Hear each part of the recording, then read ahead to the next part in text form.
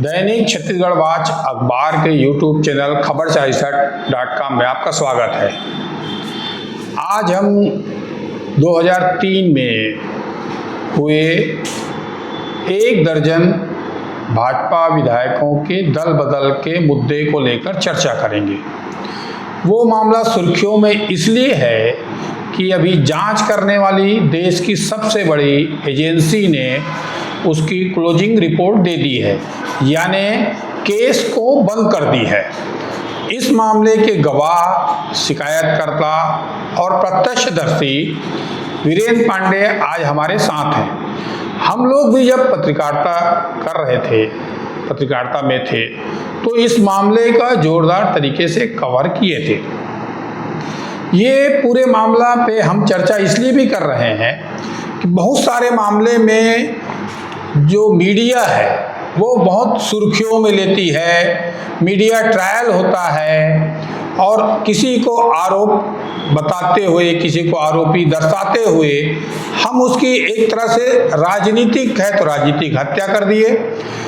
अगर वो उद्योगपति है तो उसको भारी नुकसान हो गया, परंतु बाद में देखते हैं वो केस जो है वो केस खत्म हो गया, कोई आरोपी बन नहीं पाया, केस बंद हो गया। जैसा 2G मामले में जिस तरह देश में हुआ, ठीक तरह से जग्गी हत्याकांड में छत्तीसगढ़ में उसी तरह हुआ।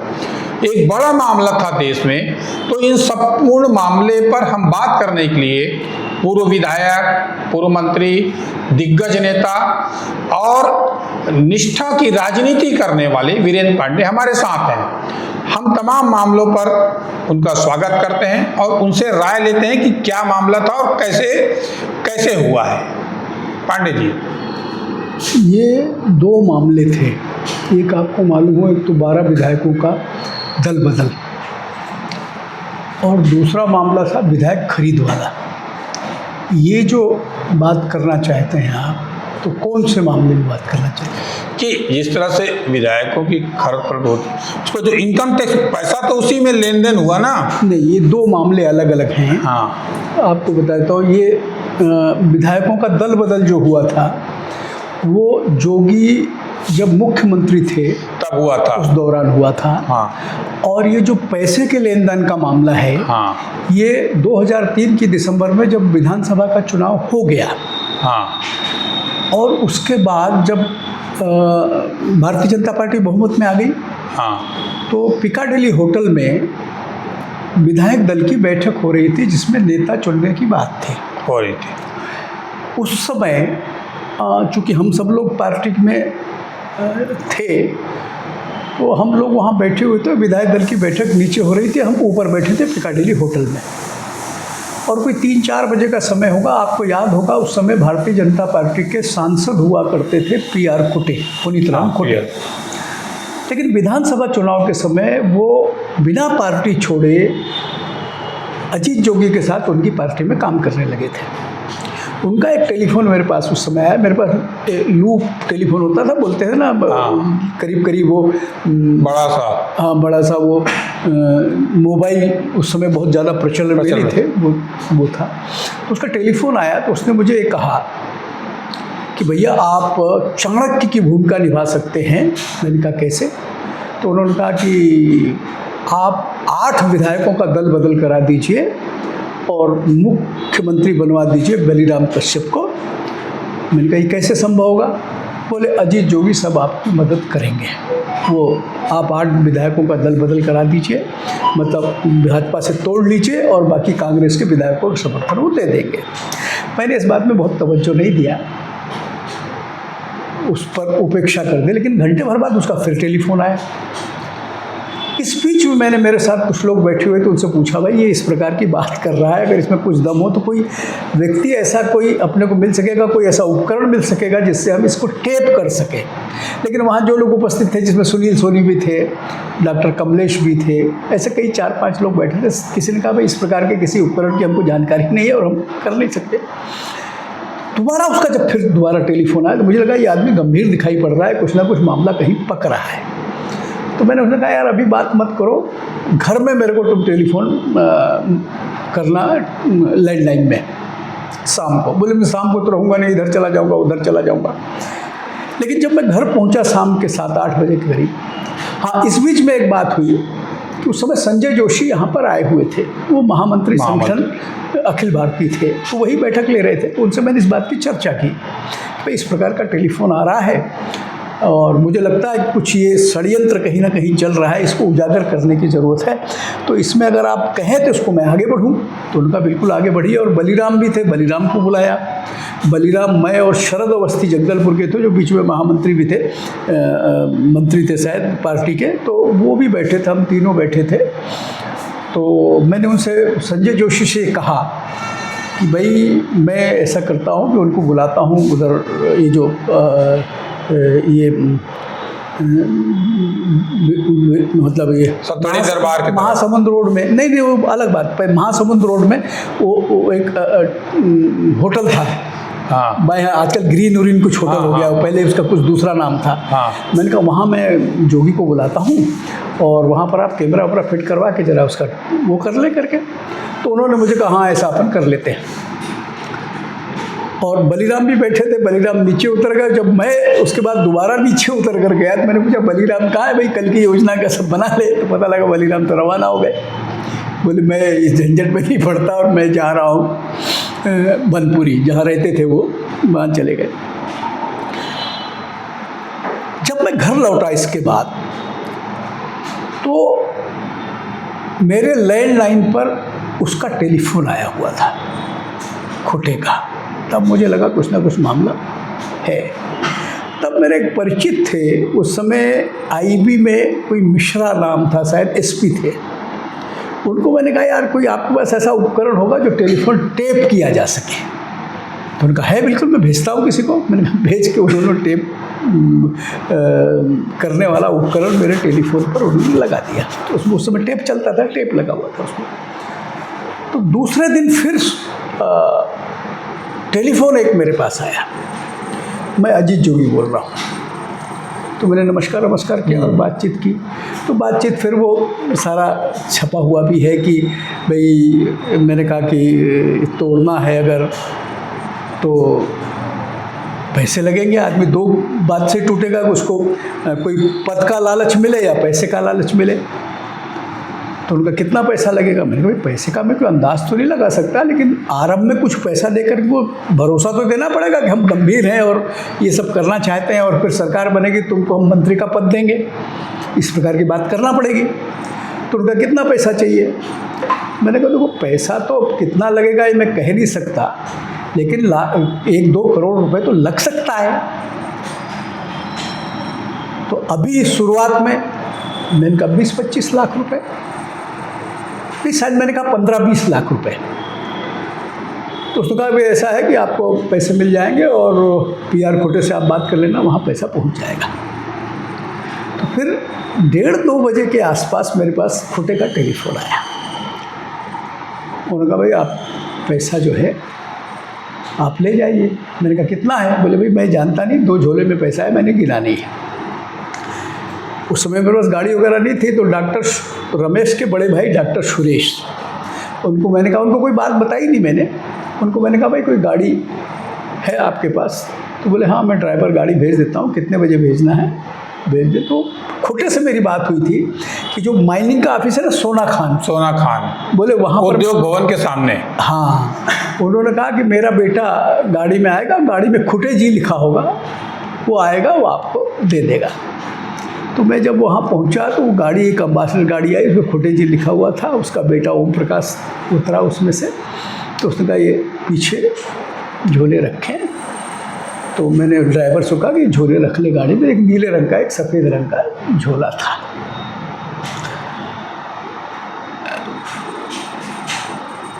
तो वहाँ से हम चले आए, हमने घर में वो दोनों झोले रख दिए। तो उसको पूछा भी, उसने कहा मुझे पता नहीं कितना पैसा है इसमें। लेकिन देखिए जोगी में एक बात थी, मैंने शायद उसको कहा था 40-50 लाख रुपए लगेंगे। 25-30 बोला था, 40-50 बोला था, जैसा मुझे अब एकदम से ध्यान नहीं है। तो आमतौर पर क्या होता है, आदमी देने वाला छोटी रकम को होता है। जैसे मैंने 40-50 बोला तो 40 भेजना चाहिए, मगर वो जितना बोले उतना ही भेजा। उसने ज़्यादा भेजा। ज़्यादा भाई जैसे 40-50 बोलूँगा तो भेजने वाला आदमी 40 भेजेगा, 50 नहीं भेजेगा। तो उसने शायद 45 लाख रुपए भेजे थे, मतलब जितना जो दोनों के बीच का पैसा भेज दिए। उसने भेज दिया। अब मैं वो टेप तो था ही, मैंने डॉक्टर दुबे को टेलीफोन किया, राजेंद्र दुबे को। हाँ। मैंने कहा ऐसा ऐसा मामला हो गया है और मेरे पास पैसे आ गए। डॉक्टर दुबे ने कहा अभी मैं जो हूँ, कहीं से आ रहे थे वो धमतरी से बोलता हूँ, भिलाई की तरफ से आ रहे थे मोटरसाइकिल से, बोले मैं पहुँचता हूँ। तो वो थोड़े आधे घंटे के बाद मेरे पास पहुँच गए, तो उनसे सारी बातें मैंने बताई। इसके पहले रणनीति पूरी बन चुकी थी मतलब? कुछ बनी नहीं। अच्छा। वो उन्होंने बस इतना कहा, हमने कहा मैं उसको आग्रह करूंगा कि वहाँ पर बैठकर बात करें और पूरी योजना बनाएंगे, जोगी को बुलाएंगे हम उस होटल में। वो उसका क्या नाम है, नाम भूल रहा हूँ मैं समझ गया ना, वो आजकल ग्रीन बाएं हाथ जो विधान मंत्रालय घुसते हैं वहीं पहले, वहीं पर। हाँ ठीक, समझ गए।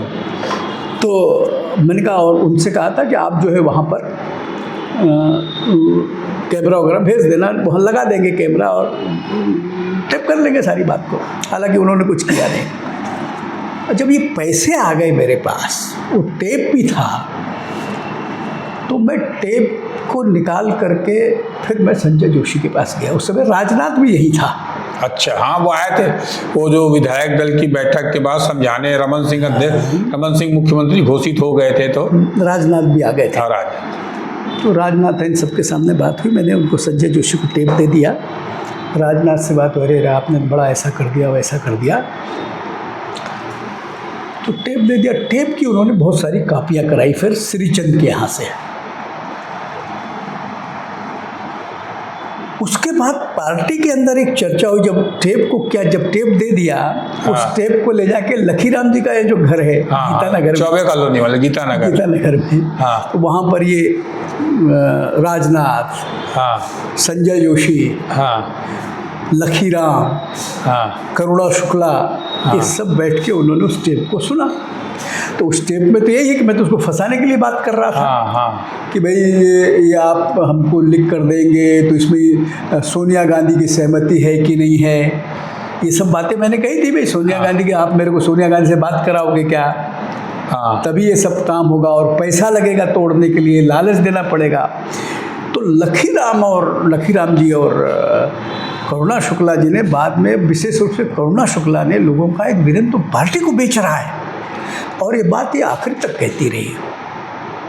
ऐसा नहीं कि ये सब बातें जब संजय जोशी का नहीं, मेरे से बात हो गई है, उसके बाद भी इस बात को करुणा शुक्ला ने विशेष रूप से फैलाया।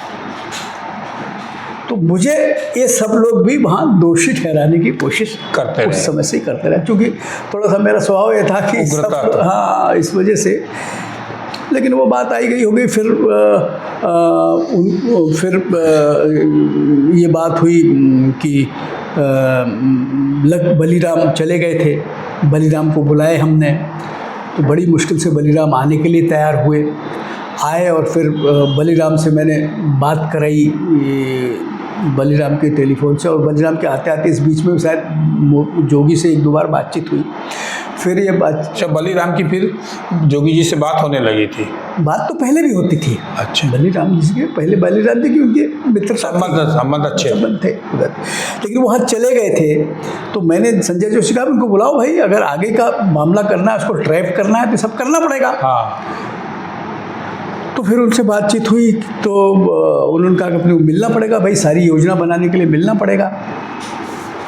तो जोगी ने उनको कहा, बलीराम जी मेरे घर आ गए। फिर वहाँ से जब आए तो 5 बजे के आसपास मेरे घर पे आ गए। मैं उस समय वहाँ रहता था अनुपम नगर में। तो वहाँ से बात कराई उनसे, तो मिलना है, तो मिलने बोले वो सोम प्रकाश गिरी, कहाँ मिलना है, कैसे मिलना है, वो बताएंगे। पूर्व विधायक कुरुद के, कुरुद के मित्र थे, वो उनके साथ चले गए थे। पहले तो भाजपा में थे, लेकिन बाद में कांग्रेस में चले गए थे, और उनसे अच्छी ट्यूनिंग थी। तो फिर सोम प्रकाश जी का टेलीफोन आया, तो उन्होंने कहा कि अपने 9 बजे के आसपास मैं आ जाऊंगा, और आप लोग जो इस समय सिग्नल है, उस समय सिग्नल नहीं था वहाँ, मुख्यमंत्री का निवास और जो सिग्नल है ना वो महासमुंद रोड में, हाँ, वो जो सिग्नल है उस समय सिग्नल नहीं था, बोले वहीं पर आ जाओ। शंकर नगर चौक समझ जाओ, शंकर नगर चौक जो है पीछे, नहीं जो गांधी उद्यान है वो वाला सिग्नल, हाँ, वही, गांधी हाँ, ठीक, उद्यान हाँ, सिग्नल, हाँ। महासमुंद वाली रोड गांधी उद्यान वाला सिग्नल, जो आजकल वो रोड बोलते हैं ना गौरव पथ है क्या, हाँ, गौरव, हाँ, तो हाँ। वहाँ हम चले गए। और फिर सोम प्रकाश जी किसी गाड़ी में आए, उस उतर के हमारी गाड़ी में वो बैठ गए। अजीत जोगी जी, नहीं, सोम प्रकाश गिरी, सोम प्रकाश गिरी, हाँ, सोम प्रकाश गिरी हमारी गाड़ी में बैठ गए।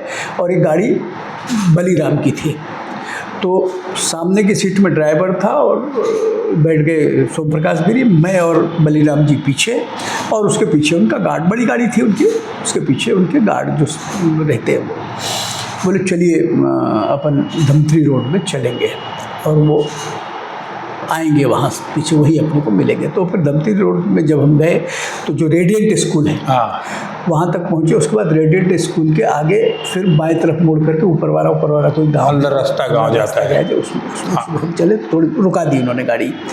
इस बीच में शायद संजय जोशी ने कोशिश की किसी चैनल वालों को भी भेज दिया, लेकिन चैनल वाले आए उसके पहले एक काली गाड़ी में जिसमें नंबर नहीं था, टाटा की गाड़ी थी नई, उसमें नंबर नहीं था, वो गाड़ी हमारी गाड़ी को क्रॉस करके आगे बढ़ी। तो सोम प्रकाश सिंह का ये जोगी की गाड़ी, इसके पीछे चलो करके। जब हम पीछे चले तो कुछ 1-2 किलोमीटर जाने के बाद वो गाड़ी खड़ी हो गई। सोम प्रकाश जी उतरे, फिर उन्होंने हमको, मेरे को और बलीराम को बुलाया, उस गाड़ी में हम गए। तो गाड़ी चला रहा था इनका लड़का, क्या नाम उसका, अमित जोगी, अमित जोगी। सामने की सीट पर अपने सोम प्रकाश जी गिरी बैठे, उसके बगल में एक कोने में, दाहिनी तरफ कोने में ये बैठे हुए थे जोगी, और फिर उसके बाद बैठे बलीराम जी, उसके बगल में मैं बैठा। और फिर वो तो बाकी कहानी आपको मालूम है, बातचीत हुई कि भाई और पैसा लगेगा तो पैसा कैसे होगा, और फिर कहाँ, जब विधायकों को यहाँ तोड़ेंगे तो कहाँ ले जाकर ठहराएंगे। तो उन्होंने कहा अपन शिमला ले जाएंगे, उस समय शायद कांग्रेस की सरकार थी वहाँ पर हिमाचल प्रदेश में, हाँ। शिमला में रखे। मैंने कहा यार ये ठंड का मौका है, शिमला में छत्तीसगढ़ का आदमी तो टूट के मर जाएगा, उनसे मर जाएगा। अब इस बातों में जितनी रुचि ये नहीं ले रहा था जोगी, हाँ, उससे ज़्यादा रुचि अमित ले रहे थे। अमित जोगी उसका बेटा, हाँ, उसने जो बातें कही, एक तो कहा बलीराम जी आप मुख्यमंत्री बन के हमको तो नहीं भूल जाओगे, हाँ, और फिर वो एक बात उसने और कही कि सरकार तो किसी भी कीमत में महंगी नहीं है। हाँ, ये बात हुई भाई, एक एक विधायक को कम से कम 25-25 लाख तो देना पड़ेगा, तो 8 विधायक तोड़ना कम से कम 2 करोड़ रुपया लगेगा। हाँ, तो बोले वैसे कोई किसी भाव में महंगी नहीं होती सरकार, बोले हाँ, वो तो एक, हाँ, बोले आपको पैसा मिल जाएगा। तो 2-3-4 किलोमीटर ऐसे घूमते घूमते सीधे जाके फिर मुड़कर आए, तो 2-3 किलोमीटर हम गाड़ी में बैठे बैठे बात किए। फिर उन्होंने एक कागज़ पकड़ाया हमको, वो बलीराम जी को दिया, बलीराम जी ने मुझे दिया। तो अंदर की लाइट में हमने उस कागज़ को पढ़ा। उसको अजीत जोगी का था, नेता कांग्रेस पार्टी, और मैं बलीराम जी को मुख्यमंत्री बनाने के लिए विधायक दल का समर्थन देता हूँ। मैं जब देखा तो मैंने उनको कहा यार आपका विधायक दल की तो अभी नेता आप चुने नहीं गए, आप कैसे चिट्ठी दे रहे हो? बोले नहीं मैं दे सकता। फिर मेरे को लगा नहीं ये चिट्ठी रख लेना चाहिए, बात नहीं करना चाहिए इसके। मैंने कहा ठीक है चलो हम कोशिश करते हैं, पैसा और कैसे करेंगे? बोले पैसा आपको मिल जाएगा। तो फिर वो हमारी गाड़ी में पीछे पीछे आ रही थी, तो उसने अपनी गाड़ी रोकी, हम लोग को बोला आप लोग अपनी गाड़ी में चले जाएं।